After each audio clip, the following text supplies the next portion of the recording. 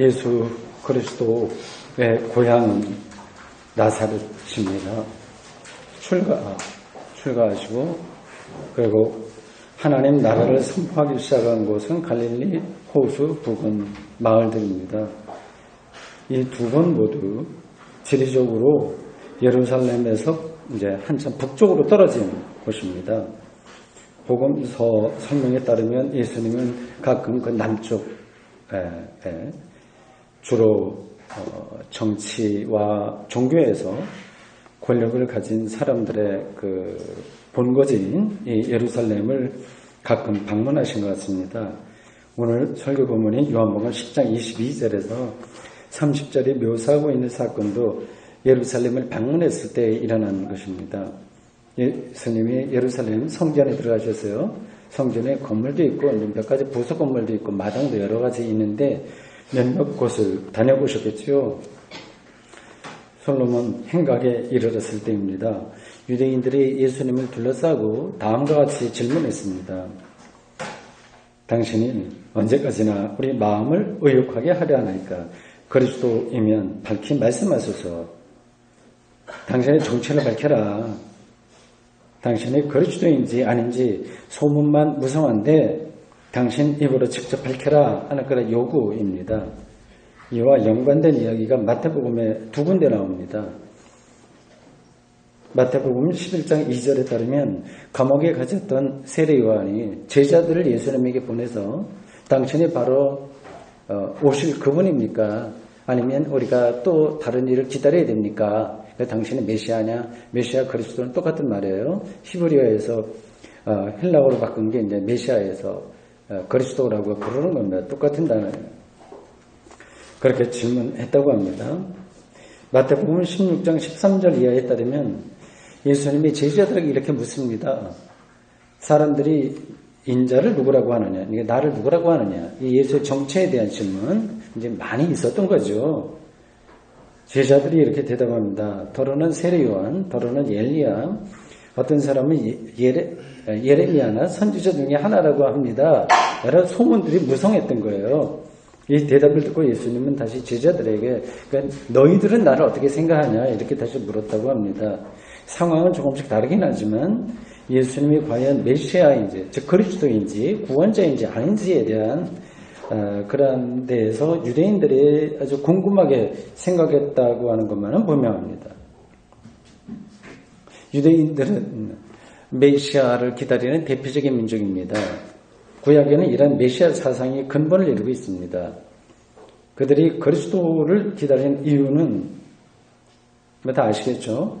세상의 사람들로서는 구원을 이룰 수 없다고 보기 때문입니다. 그래서 기다린 거예요. 그들의 메시아 사상이 이렇게 엉뚱한 건 아닙니다. 오늘 이 세상과 우리의 삶을 들여다보면 그들의 생각에 동의하게 됩니다. 저도 동의합니다. 목사이기 때문이 아니라 그냥 세상을 바라보고 책임 있게 살려고 하는 사람으로서는 당연히 그런 생각을 하게 됩니다. 정의가 늘 승리하는 게 아닙니다. 오히려 불의가 승리하는 경우가 더 많다고 해도 과언은 아닐 겁니다. 국가와 국가 사이도 그렇고요. 집단과 집단, 개인과 개인 사이에도 정의가 아니라 불의가 지배하고 있습니다. 물론 이제 정의가 승리하는 것처럼 이거 옳은 게 맞아. 그래서 뭔가 새로워진 것처럼 보이는 일이 있지만 그것도 잠깐이고 다시 불의가 지배합니다. 모든 혁명도 그런 거예요. 혁명이 정말 정의롭게 하는데 그게 이제 자리를 잡으면 그게 불의하게 됩니다. 이게 인간의 한계인 거예요. 개인의 실존도 마찬가지입니다. 여러분들이 지난 10년 동안 정의롭게 살았는지 안 했는지를 한번 이렇게 성찰해 보십시오. 정의롭게 살았다고 자신하지는 못할 겁니다. 그걸 생각을 하긴 하지만 잘 안 되는 거예요. 이전보다 더 정의로워졌다고 말하기도 힘들 겁니다. 지난 10년 동안 여러분들이 평화지향적으로 살았는지 아닌지 여러분만이 아니라 저를 향한 질문이기도 합니다. 평화지향적이었는지 아니었는지 생각해 보십시오. 세월이 흐르면서 우리의 영혼이 생명으로 충만하고 기쁨이 넘치는 삶이 더 풍부해졌을까요? 사람에 따라서 다르긴 하겠지만 그런 조짐이 보이다가도 다시 나락으로 떨어지는 경험을 여러분 자주 했을 겁니다. 구원이 자기 스스로는 가능하지 않다는 증거입니다. 유대인들의 역사는 고난으로 점철되었습니다. 주변의 제국으로부터 수시로 공격을 받았고요. 급기야 나라가 망한 적도 여러 번 있었습니다. 기원전 587년에 바벨론에 의해서 예루살렘이 함락되었고 수많은 사람들이 포로로 잡혀가서 수십 년 동안 지내야만 했습니다. 그 이전에는 이집트에서 소수민족으로 소돔을 당한 적도 있었습니다. 예수님 당시에는 로마에 의해서 지배받고 있었습니다. 유대인들은 이렇게 폭력적이고 무자비한 제국 앞에서 속수무책이었어요. 지금도 이 세계에 그런 작은 나라들이 많을걸요. 유대인들은 그런 상황에서 절망만 하고 있지는 않았습니다. 상황은 절망적인데 절망만 하고 있지는 않았습니다. 하나님은 세상 창조자시라고 하는 걸 분명하게 인식을 했어요. 그리고 그분은 정의로운 존재이시기 때문에 이 세상을 그냥 놓아둔다고 생각하지 않았습니다. 때가 되면 하나님께서 구원자를 보내신다고 확신했습니다. 그렇게 되면 제국의 힘이 아무리 막강해도 이 메시아, 즉 그리스도에 의해서 그 힘이 해체될 것입니다. 지금 우리가 기승을 부리고 불안이 그림자처럼 우리의 삶을 위협하지만 유대인들의 상황을 제가 말씀드리는 거예요. 그리스도가 그러한 악을 제거하고 참된 정의와 평화를 이루실 것입니다. 그리고 인간의 모든 고통이 사라질 겁니다. 그리스도야말로 왕 중의 왕으로서 세상을 다스릴 것이라고 유대인들이 확신했습니다. 그래서 그리스도가 오기를 학수고대한 거예요. 저는 그들의 마음이 이해가 됩니다. 그러한 간절한 마음을 담아서 예수님에게 지금 질문한 거예요. 당신이 바로 그러한 그리스도인지 아닌지 대답해라. 정말 그거 궁금하지 않습니까?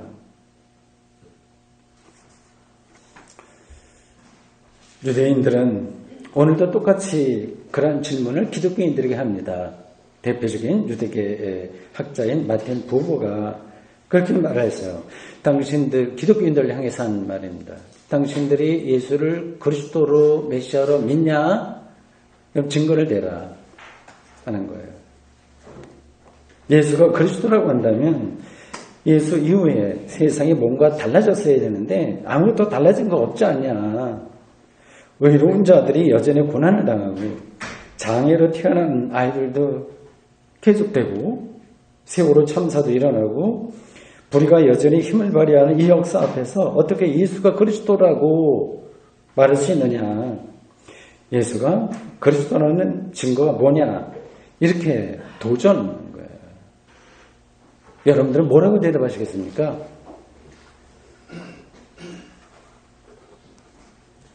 그러니까 우리가 예수를 그리스도로 믿는다고 하는 것은 그렇게 나이브한 게 아닌 거예요. 그냥 내가 예수 믿고 구원받아. 그러한 종교적 경험에 끝나는 것이 아니라 세계에 대한 철저한 직관 그리고 거기에 대한 책임감에서 나온 이야기들입니다. 예수님의 대답은 25절에서 30절 사이에 나와요. 이 대답을 듣고 유대인들이 돌을 들어서 예수를 치려고 했다고 합니다. 그들이 그렇게 흥분하게 된 이유는 예수가 신성모독죄를 범했다고 판단했기 때문입니다. 그러니까 내가 뭐라고 그랬습니까? 30절에 나와 아버지는 하나다 이렇게 마지막에 예수님 말씀하시니까 돌을 들어 치려고 했는데 그게 바로 신성모독죄다 이렇게 판단한 거예요. 이런 기조가 예수가 신성모독을 했다고 하는 그런 판단이 예수님의 공생애 동안 계속되다가 결국 예수님이 십자가 처형을 받게 됩니다. 그게 다 연관되어 있는 거예요. 예수님을 향해서 돌을 던지려고 했던 유대인들을 몰상식하거나 폭력적인 사람들이라고 매도하면 안 됩니다. 그러니까 우리가 잘못 생각하는 것은 저 사람들은 원래 나빠 그러니까 그렇게 했지 그런 생각이에요. 그게 아니에요. 이것은 진리의 문제입니다. 진리를 진리로 받아들이지 않는 태도는 다 돌을 준비하는 거예요. 기회만 되면 돌을 던지게 됩니다. 오늘 우리도 역시 예수를 믿으면서도 반복해서 돌을 들었다 다시 내려놓고 내려놓았다 때만 되면 돌을 들곤 합니다. 우리의 마음속에 그렇다고 하는 거예요. 예수님이 유대인들에게 나와 아버지는 하나다 이렇게 대답했기 때문에 그들이 흥분해서 신성 모독으로 알고 돌을 던지려고 했는데 그 이전에 예수님이 어떤 말씀을 통해서 그렇게까지 쭉 나왔는지 그걸 좀 봐야 되겠습니다. 도대체 유대인들이 흥분하게 만들었던 예수님의 대답의 전체 내용이 뭔가 그걸 좀 봐야 되겠습니다. 이게 유대인들의 질문이 뭔가는 아까 말씀드렸어요. 당신이 그리스도냐 이렇게 질문하는 거예요. 예수님은 자신이 그리스도라고 직접 대답하지는 않으셨습니다. 그리고 사실 내가 그리스도다, 구원자다, 메시아다 이렇게 하는 것은 말로 확인되는 게 아닙니다. 25절에서 이렇게 간접적으로만 대답하셨어요. 내가 너희에게 말하였으되 믿지 아니하는도다. 내가 내 아버지의 이름으로 행하는 일들이 나를 증거하는 것이거늘. 좀 알쏭달쏭하죠? 이 표현들이요. 이미 말했다고 하는데 무슨 말을 했나? 사실은 말씀하진 않으신 건데 말했다고 하는 거예요. 이 예수님의 대답은 두 가지로 요약되는 겁니다. 하나는 이미 말했다, 알렸다고 하는 거고 다른 하나는 하나님의 일이 그 증거다고 하는 겁니다. 세례 요한의 제자들이 찾아봤을 때도 예수님은 비슷한 답변을 하셨어요. 그러니까 마태복음 11장 4절과 5절이 이렇게 전합니다. 너희가 가서 듣고 보는 것을 요한에게 알리되 맹인이 보고 못 걷는 사람이 걸으면 나병 환자가 깨끗함을 받으며 못 듣는 자가 들으며 죽은 자가 살아나며 가난한 자에게 복음이 전파된다 하라. 마태복음 이야기나 오늘 우리가 읽은 이 요한복음 이야기나 똑같은 대답이에요. 하나님의 일, 나타난 하나님의 일, 여기 장애인들이 치료받고 가난한 사람들에게 기쁜 소식 들리고 하는 이러한 일들이요. 이런 것들이 바로 증거다 이런 말씀이에요. 이걸 보고 그리스도인지 아닌지를 알 수 있다 그런 대답입니다. 다르게 표현하면 사람이 사람답게 사는 세상이 예수 그리스도를 통해서 일어난 거 그게 증거라고 하는 겁니다. 요즘식으로 말하면 최상의 복지가 실현되는 세상이에요. 그 내용이 그렇죠. 예? 장애인들, 병든 사람들, 가난한 사람들 이런 사람들 인간답게 사는 세상이니까 이게 복지 문제죠.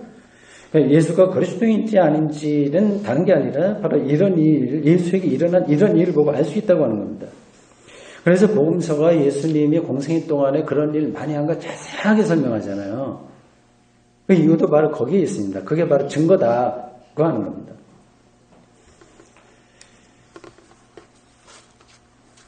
이러한 설명을 듣고 여러분들의 속으로 다음과 같은 질문이 생길 거예요. 그런 질문이 생기는 분들은 성서를 꼼꼼하게 읽는 분들입니다. 그렇지 않으면 그냥 지나가는 거예요. 예수님이 여기서 거론하고 있는 하나님의 일은 예수님만 한 게 아니라 다른 사람들도 다 한 건데 그렇잖아요. 그것만을 증거로 삼아서 예수님이 그리스도라고 말하기는 어렵지 않냐 하는 그 질문입니다. 옳은 질문이에요. 인간이 인간답게 사는 세상, 즉 최선의 복지사회 건설로 보이는 일들은 예수님만이 아니라 인류 역사에 등장했던 수많은 혁명가들, 교사들, 정치인들이 추구하는 것들입니다. 예수님보다 더 열정적으로 세상을 계몽하고 새롭게 하려고 노력했던 사람들이 숱하게 많습니다. 지금도 역사에 대한 생각과 책임감이 있는 사람들은 이러한 일을 소신을 갖고 아주 사명감을 갖고 그렇게 합니다.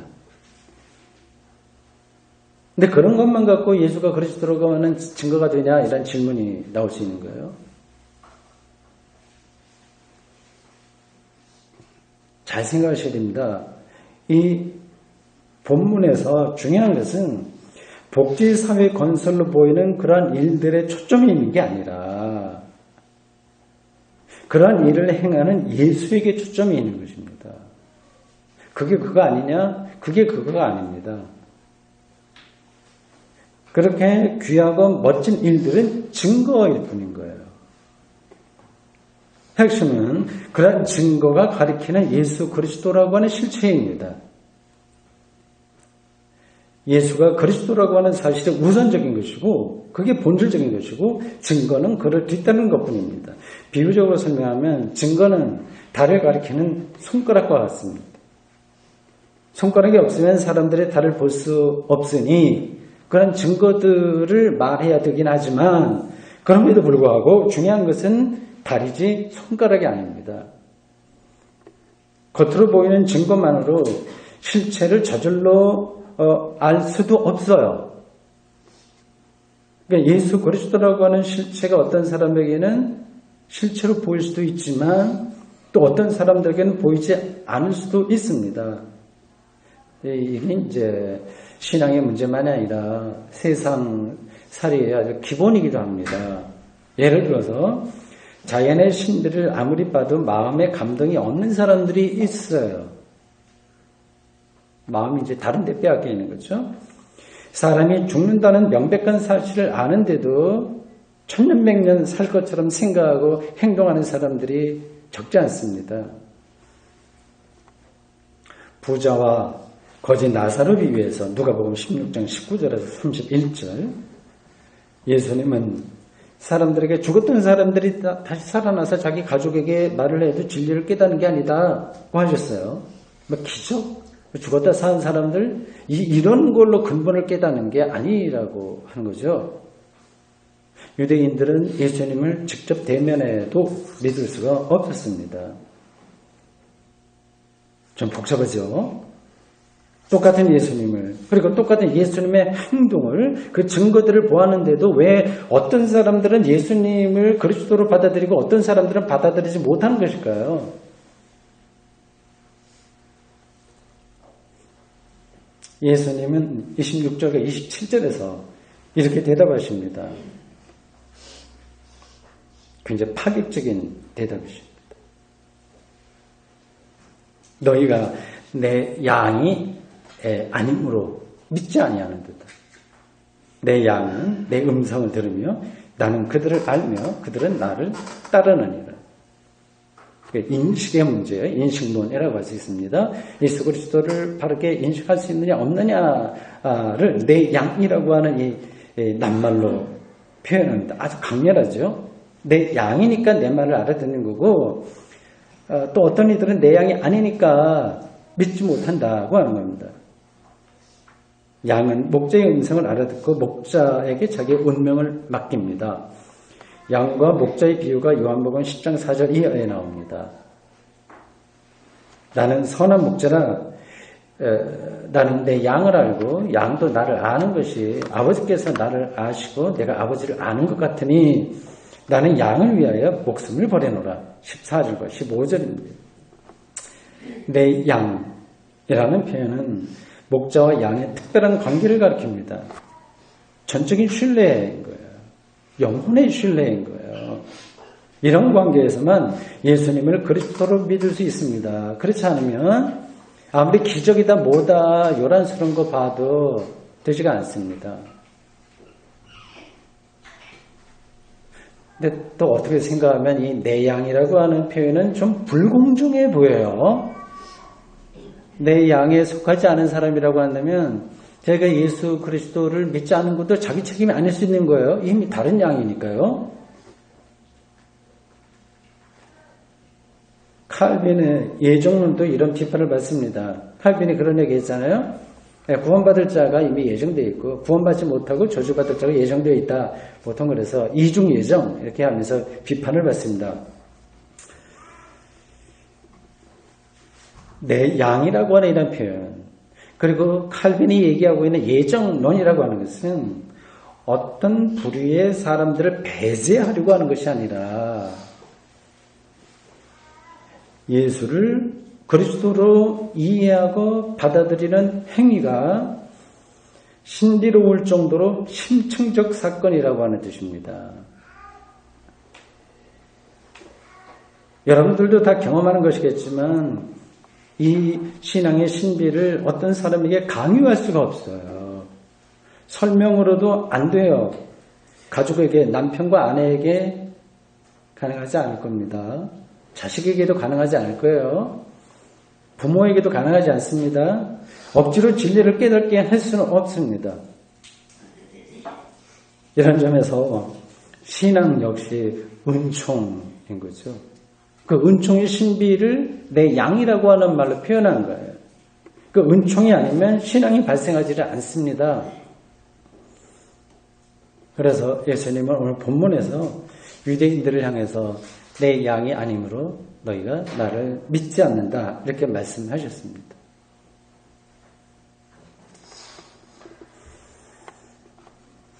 이제 우리들에게 중요한 것은 예수님이 그리스도라는 사실에 대한 증거를 기웃기웃 찾는 게 아니라 예수의 양이 되는 것, 존재론적으로 예수의 양이 되는 것입니다. 그것은 목자와 양의 관계처럼 아주 긴밀한 관계인 거예요. 호흡처럼 경험하는 것입니다.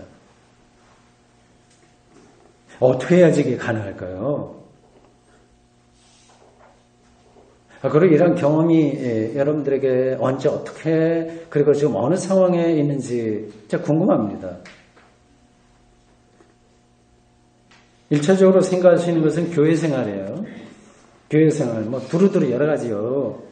교회 생활은 기본적으로 예수님과의 긴밀한 관계를 맺는 것에 토대합니다. 1절의 모든 일치가 다 그렇습니다. 예배는 물론이고 친교, 선교, 봉사도 마찬가지입니다. 그런 활동을 통해서 예수님과의 관계가 긴밀해질 수 있고요. 또 그래야만 됩니다. 그러나 과도한 교회 생활이 형식주의로 흘러서 예수님과의 긴밀한 관계를 역으로 파괴할 수도 있습니다. 그러니까 문제는 어떤 하나의 방법으로가 아니라 내가 40일 상기도 다녔다, 성경을 1독했다, 2독했다, 그런 방법으로가 아니라 총체적인 차원에서 해결됩니다. 마치 인생이 뭔가에 대한 깨달음이 그런 질문에 대한 대답이 오늘 한두 가지로 되는 거 아니잖아요. 총체적으로 주어지는 것처럼 예수와의 내 양이라고 하는 관계에도 그렇게 주어집니다.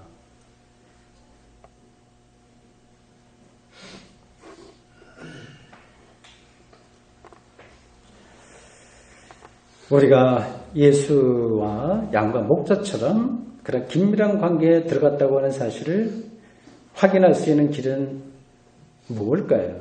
있을까요? 아닐까요? 외모로 그걸 확인할 수는 없습니다. 겉으로 교회 생활하는 그러한 포즈로도 확인할 수 없습니다.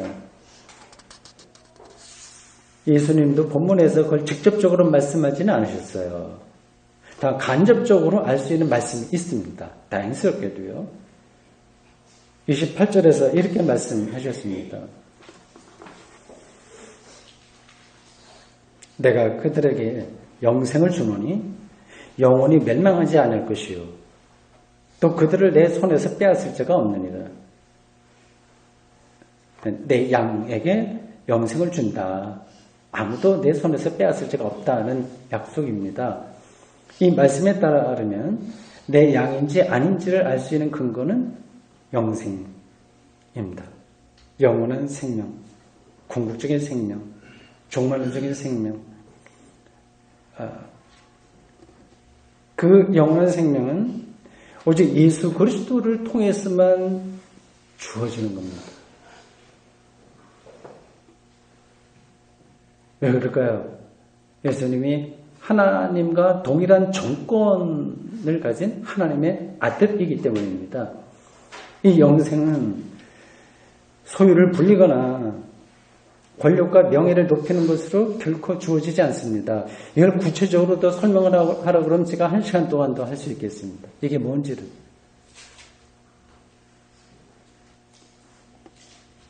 세상이 말하고 있는 그런 것들은 우리가 살아가는데 좀 편리하게 해주는 것뿐이지 성서가 말하는 하나님의 생명, 영생을 주지 못합니다. 목마르니까 자꾸만 더 매달리는 거예요. 매달릴수록 오히려 우리의 영혼을 산만하게 만들어서 하나님과의 관계를 파괴하거나 느슨하게 하는 경우가 훨씬 많습니다. 그러니까 여러분들이 빨리 눈치채셔야 될 거예요. 이미 눈치채고 있을 겁니다.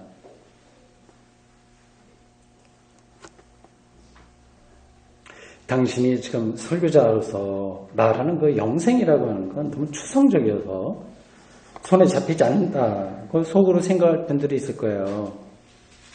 그런 분들에게는 성경에서 말하는 모든 것이 그렇게 보일 겁니다. 하나님도 손에 잡히지 않는 존재죠. 어떻게 믿어요? 모세가 호렙산에서 하나님의 소명을 받고 하나님을 향해서 우리 백성들이 가서 나를 누가 보냈냐 하는 것을 설명해야 되는데 당신의 이름이 뭐냐 이렇게 묻자 하나님은 출애굽기 3장 14절에서 나는 스스로 있는 자라 이렇게 대답하셨어요. 이게 대답이 안 되는 건데 그런 대답하셨어요. 마틴 루터는 이 문장을 이렇게 번역했습니다. 나는 앞으로 존재하게 될 그런 존재로 존재할 것이다. 이런 하나님의 추상적이기에 믿기 힘들다고 생각한다면 다른 말로 설명하더라도 믿기 힘들 겁니다.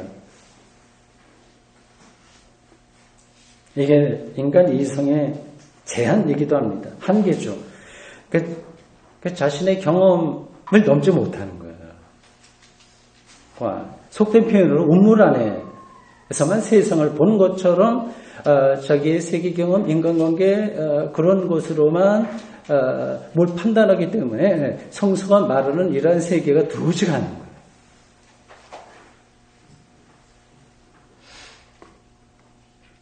그런 사람들은 오늘 본문에 따르면 대단히 종교적인 그 유대인들이었으나 그러나 예수 그리스도의 말씀이 귀에 들어오지 않는 내 양이 아닌 사람들이라고 말할 수밖에 없습니다. 안타깝지만요. 내 양인 사람들은 그 말씀이 이해가 갑니다. 그래서 그 말씀만으로 점점 깊이 들어가고 거기서 삶의 기쁨과 평화를 충만하게 느끼며 삽니다. 내 양과 목자의 관계에 들어간 사람들입니다.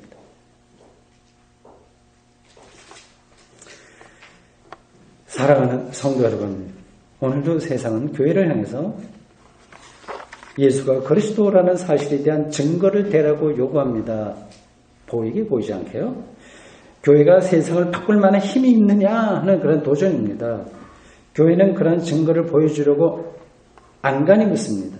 어려운 이들을 돕기도 하고 구제 봉사하고 고도의 도덕성을 유지하려고 하고 여러 가지로 모범적인 사람이 되려고 애를 씁니다. 그러한 노력들이 필요하긴 하지만 그런 것으로 세상과 경쟁할 필요는 없습니다.